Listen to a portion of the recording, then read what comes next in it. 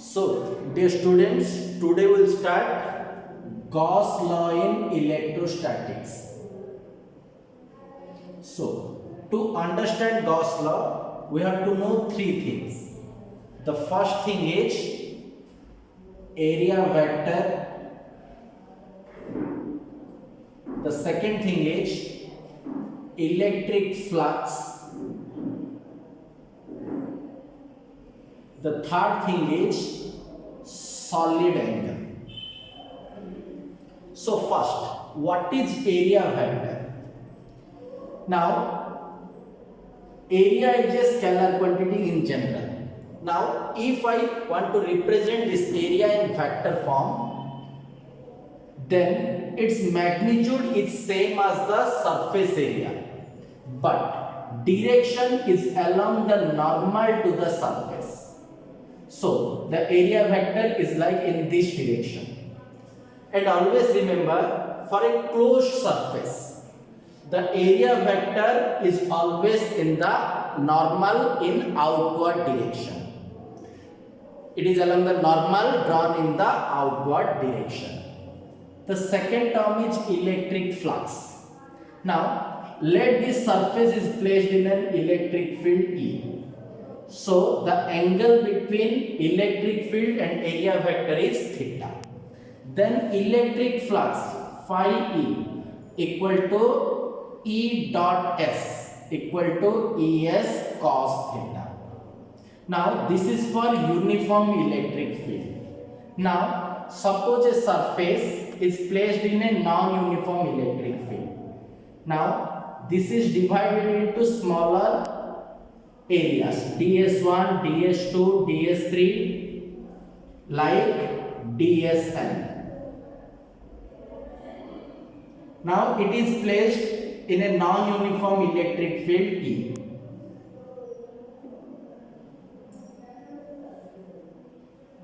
Now the electric flux will be phi equal to E dot ds1 plus E dot ds2 and so on. So we can write phi equal to surface integral of E dot ds.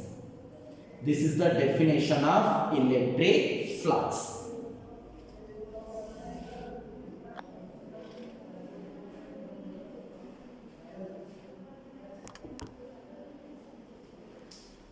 The next part is that now phi it is equal to E dot S. This is for uniform electric field and it is equal to surface integration of electric field for non-uniform electric field.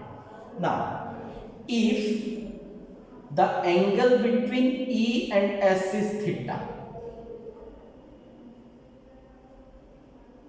then if theta is less than 90 degree, then flux is positive. If theta equal to 90 degree, then flux is 0. If theta is between 90 to 180, then flux is negative. So, flux is positive if the angle between E and S is less than 90 degree. Flux is 0 if the angle between electric field and area vector is 90 degree. And flux is negative if the angle between electric field and area vector is between 90 to 180. Now, if electric field is parallel to the area,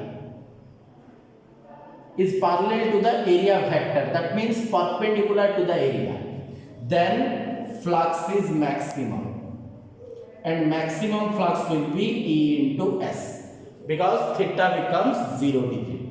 Now, if electric field is parallel to the area, that means perpendicular to the area vector, at that case flux is 0. Next one is electric flux density.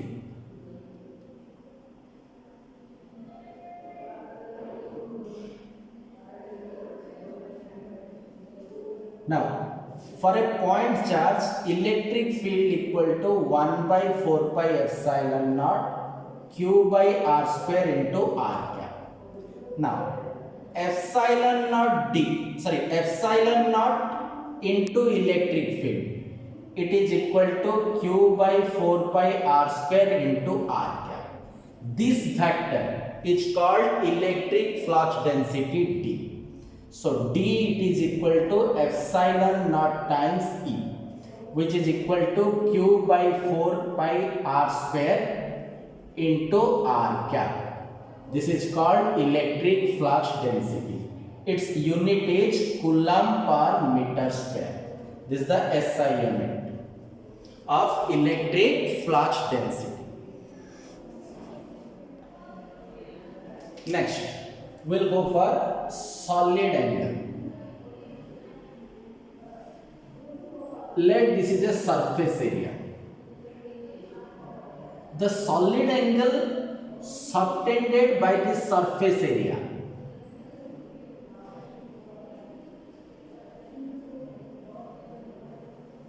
is d omega. Now let this distance is r and this is ds. The angle between r cap and ds is theta.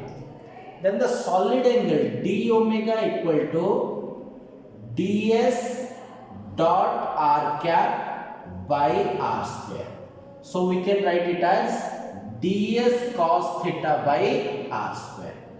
And for any closed surface,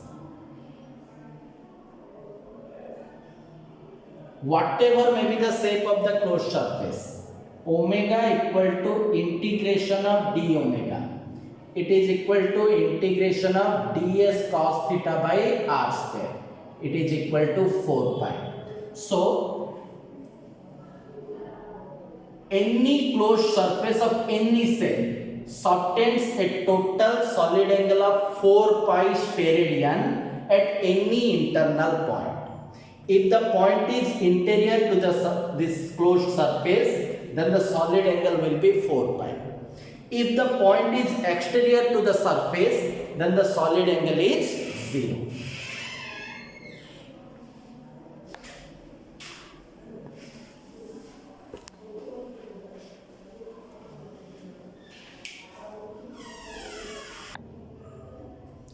Then Gauss law. It states that the total flux linked with any closed surface or bounded surface is 1 by epsilon naught times the total charge enclosed inside the surface. So, let this is a closed surface. It encloses total charge Q. Then the total flux linked with the surface will be phi equal to integration of E dot ds equal to Q by epsilon naught. This is called Gauss law. Now if you want to prove this, now consider a small surface ds here. And this is R. This is ds. The angle is theta. Now flux equal to integration of E dot ds. It is equal to integration of E ds cos theta.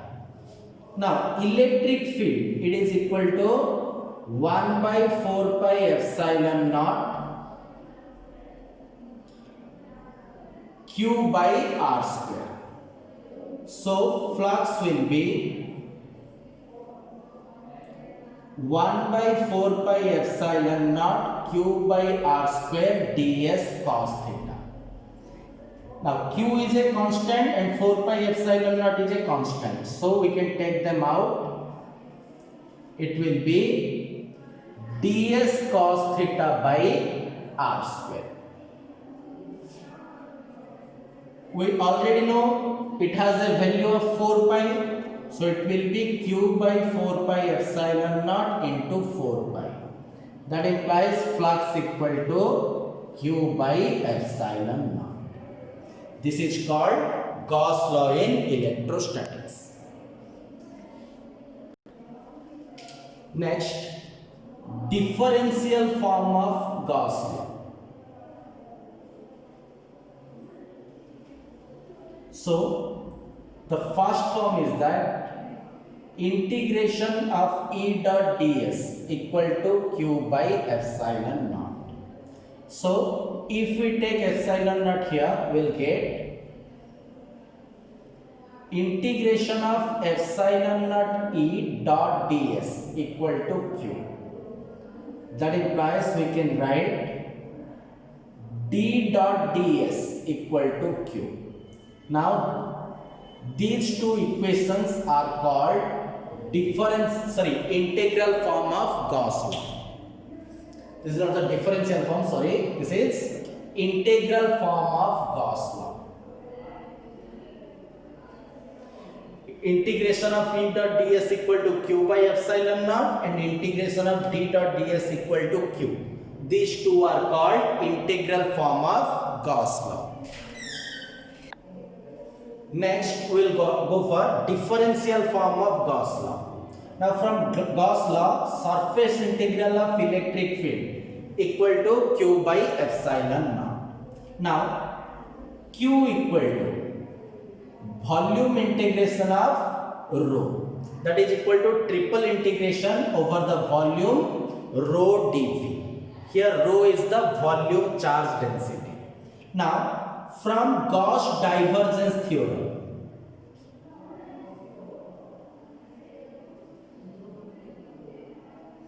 Gauss divergence theorem कौन करुचे surface integration को volume integration रे convert करुचे.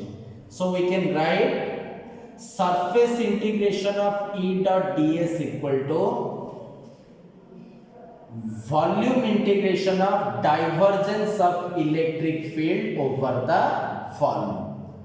Now we can write, instead of integration of E dot ds, we can write triple integration over the volume divergence of electric field into dv equal to, instead of q we can put 1 by epsilon naught times triple integration of rho dv. So we'll get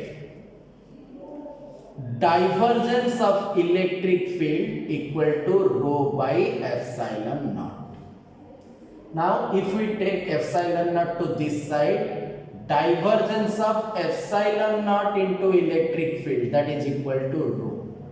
So divergence of d, it is equal to rho. So these two are called differential form of Gauss law. Next, application of Gauss law to a linear charge distribution.